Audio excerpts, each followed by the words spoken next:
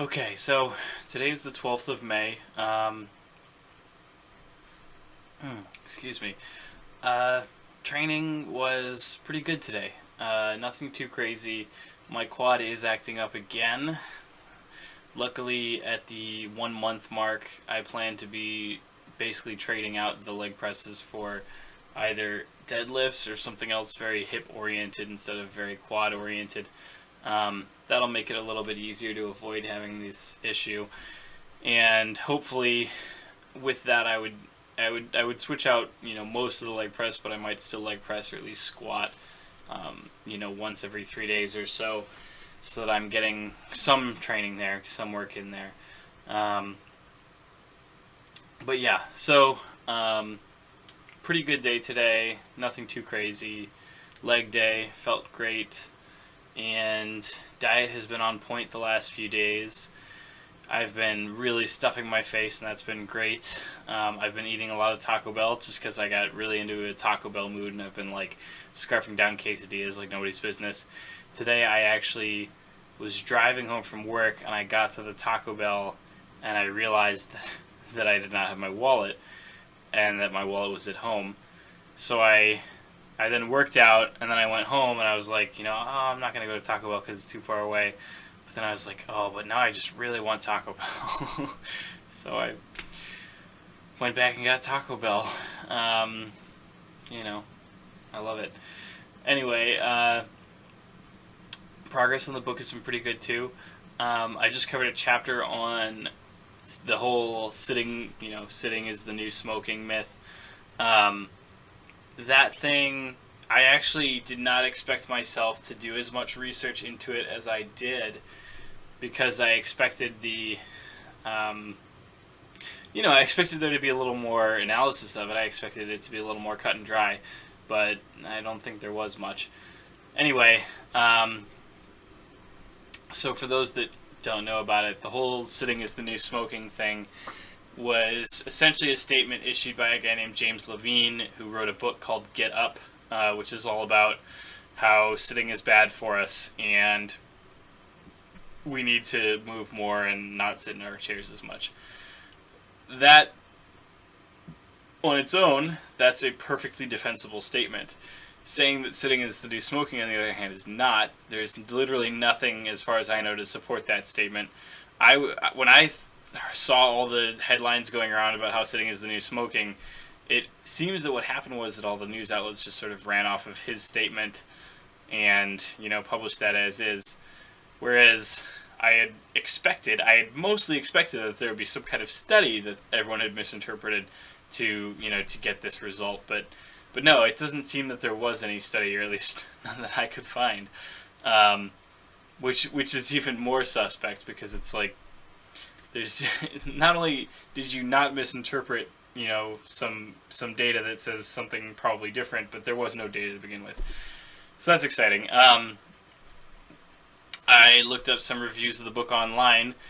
I have not read the book, obviously, but as far as I can tell, James Levine's book is mostly just him going through a lot of personal anecdotes about how his life is so much better now that he's not sitting down as much. Which is, again, if you're looking for some science or like some quotes or like, some advice on what to do to avoid sitting all the time, I don't know. So, doesn't sound like a particularly good book, honestly, but this is what happens. And anyway, and then I also found that Kelly Starrett made his own book about this. I have some issues with his work.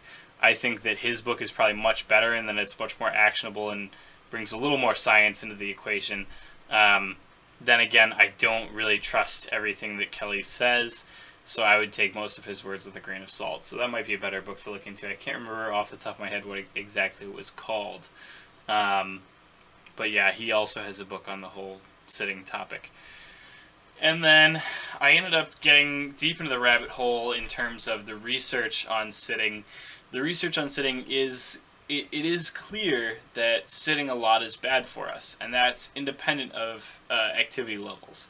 So if you sit for 8 hours a day, that's going to be worse for your health than sitting for 2 hours a day. And you might say, okay, well, maybe the reason that the 8 hours a day is worse is simply because you're not typically not getting as much activity if you're sitting, that much. And so, of course, there's studies that control for exercise by also, taking exercise into the factor. And they found that, the higher you exercise, of course, the higher exercise groups were better off relative to the non-exercise groups.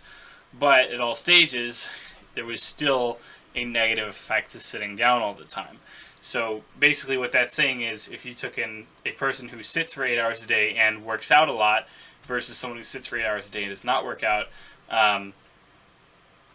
obviously the person who sits for 8 hours a day and works out is going to be in better shape, but they're not going to be as in good a shape as someone who works out a lot and only sits for 2 hours a day. So there is a clear independent effect on that. The only thing is that, so a lot of the studies that see that suggest that the solution to that is to get a standing desk or to stand a lot.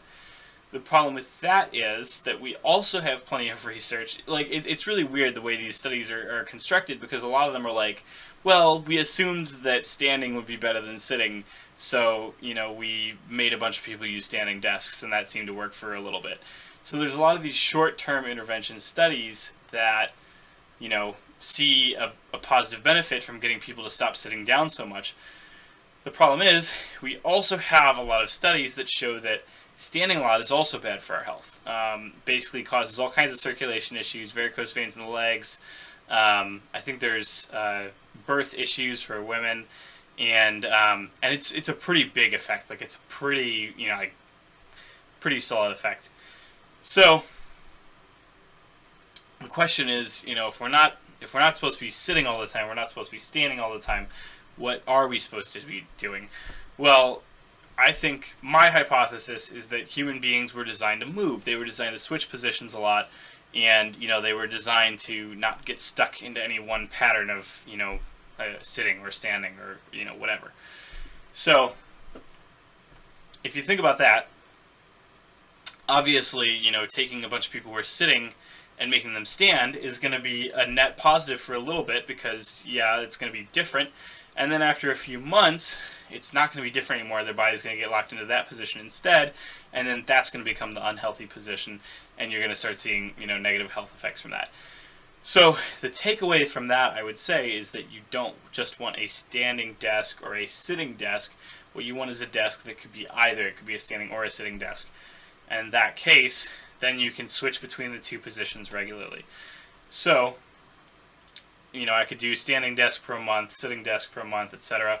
Or I could do, like standing half the day, sitting half the day, whatever. And another interesting thing that's confirmed by the research is that people are just as productive standing as they are sitting, which is interesting because, going back to James Levine's book, one of his premises is that people are so much mentally better off not sitting. Like, sitting makes us depressed and sad and has psychological disturbances as well. That doesn't seem to be the case if standing has, basically all of the studies say, standing is identical for productivity, which is good because it means that you're not losing productivity, but at the same time it's also a nail in the coffin of the theory that standing all the time will suddenly make us way happier and way, mentally healthier. So that's kind of a nail in that argument. That's fine. It's not a crucial part of his argument. It's not a big thing. And then of course there's the question of treadmill desks. So, a treadmill desk is a desk with a built-in treadmill so that you can walk while you're doing your work. Obviously there are some caveats to using that. One, obviously you can't dial it up too fast, because if you're going too fast then you just can't do work at the same time. You're basically just running. So you do have to keep it to a pretty minimal pace so that it's not interfering with the rest of your work. And that means that you'll be absolutely increasing your NEAT. That's your non-exercise activity thermogenesis, which is basically the calories that you burn, not specifically working out. So it's going to increase your calories burned, and that's a good thing. In general, higher NEAT is associated with better health. It's associated with, kind of physical labor jobs or, things where you're not just sitting around all day. That means more calories burned. That can lead to weight loss if your diet is kept in check, and that's great. And because you're walking, obviously you're not having the issue of getting stuck into any one pattern as much, so it's likely to be healthier than just standing. Now, at the same time, treadmill desks are more expensive, and they're certainly not for everybody. It's, like, I'm not going to tell everyone to go out there and buy a treadmill desk, but it does seem to be the better option. And I, of course, would still recommend either having multiple desks or having an adjustable desk so that you could actually switch between seated and standing, simply because, again, that seems to be the best, the best option. For those who don't really have access to or can't do a standing desk or can't do a treadmill desk, that's fine too. You can just make sure that you're getting up every now and then. Set an alarm on your phone every 30 to 45 minutes that just says, get up and, stretch your legs. That can mean that can already be a huge difference in terms of breaking up that sitting time and getting you to do other stuff, getting your blood flowing, like preventing some of the negative effects of sitting. So, it turned into a pretty deep research dive, and I think that's a chapter that I really want to share, on social media, on the blog, not before I publish the book, but as a bit of publicity for it, because it's definitely a good chapter, and I feel like I put a lot of effort into it. I dug so surprisingly deeply into the research. I spent like a whole day doing that. Well, not the whole day, but like a whole 8-hour day. So yeah, that turned out to take a lot more time than I expected, but it's also a pretty good chapter, so I'm pretty proud of it. Anyway, guys, I will be in California for a few days. I'm going to see a friend's wedding, so I may get a little sketchy with updates for the next few days, but I do have my laptop in the hotel. I will be trying to take some videos there. I haven't tried out this laptop before. I'm not sure how good the microphone or the camera are, but we'll see. As always, like, comment, subscribe, share, and I will see you guys later.